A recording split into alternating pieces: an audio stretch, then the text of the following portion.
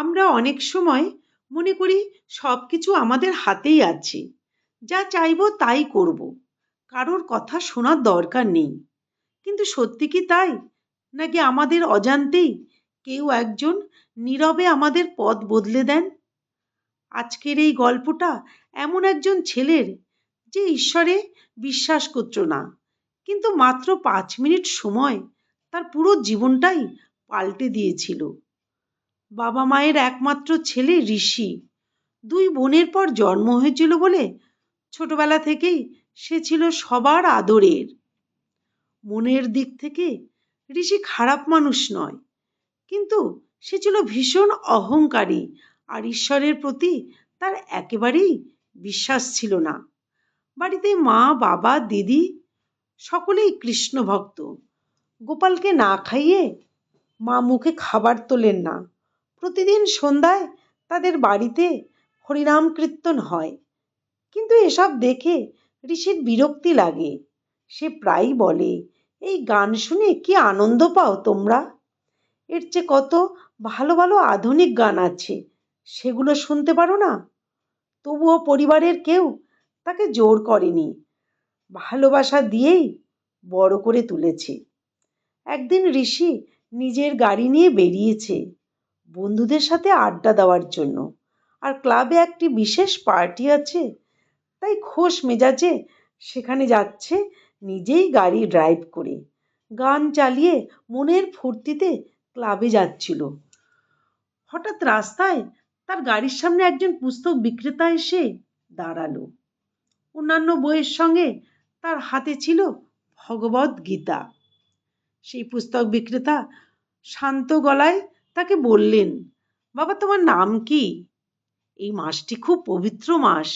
এই মাসেই ভগবান শ্রীকৃষ্ণ অর্জুনকে গীতার জ্ঞান শুনিয়েছিলেন। তুমিও খুব ভাগ্যবান হবে যদি এই মাসে গীতা পাঠ করে গীতার জ্ঞান লাভ করো। একটা গীতা কিনে নিয়ে যাও। ঋষি তখন রেগে বলল, আমার নাম ঋষি, আরে এখনই তো আপনি আমার গাড়ির সামনে চাপা পড়তেন। আর কি কোনো বই নেই যে এখন আমাকে গীতা পাঠ করতে হবে? কি এমন আছে এই গ্রন্থে? তখন পুস্তক বিক্রেতা শান্ত গলায় তাকে বললেন, জীবনের সব সমস্যার সমাধানের উত্তর পাবে এই বইতে। ঋষি বিরক্ত হয়ে বলল, আমার জীবনের সমস্যা তোমার বই মেটাবে? পথ ছাড়ো, একটু হলেই তো গাড়ি চাপা পড়তে। কত ভালো ভালো বই আছে, ওসব ছেড়ে এখন গীতা পড়তে হবে? আমার 5 মিনিট সময় তুমি নষ্ট করলে। কিন্তু সেই লোকটি শুধু একটা কথাই বলল, এমন একদিন আসবে হয়তো এই বইটাই তোমার জীবনের সবচেয়ে গুরুত্বপূর্ণ হয়ে উঠবে। ঋষি ঠাট্টা করে তাকে 100 টাকা বাড়ি দিয়ে বলল, এত বকবক করো না, আমার 5 মিনিট সময় এমনিতেই নষ্ট করেছ।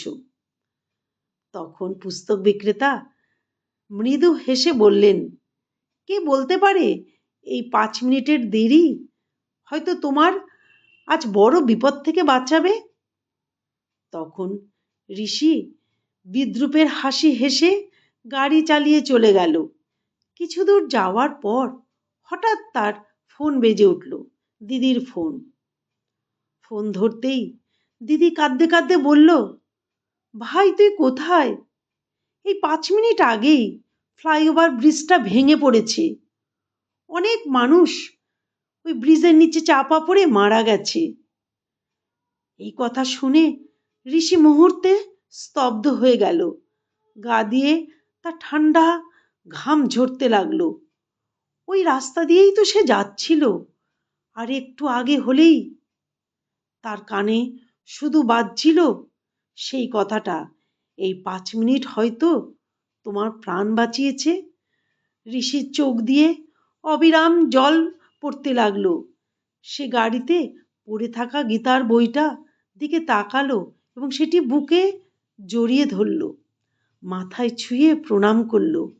সে আর এক পাও এগোলো না, বরং একটু পিছিয়ে এসে সেই পুস্তক বিক্রেতার খোঁজ করতে লাগলো, কিন্তু কেউ তার হদিস দিতে পারল না।